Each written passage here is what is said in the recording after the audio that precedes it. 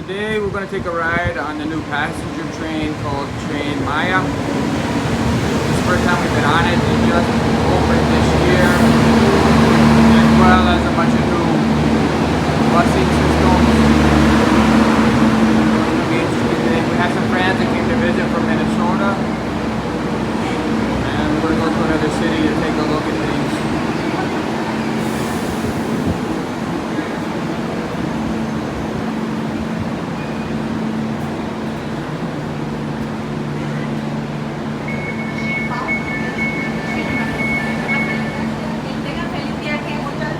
Pretty well secured with the Guardia National or the National Guard of Mexico. They've been very friendly to us here today.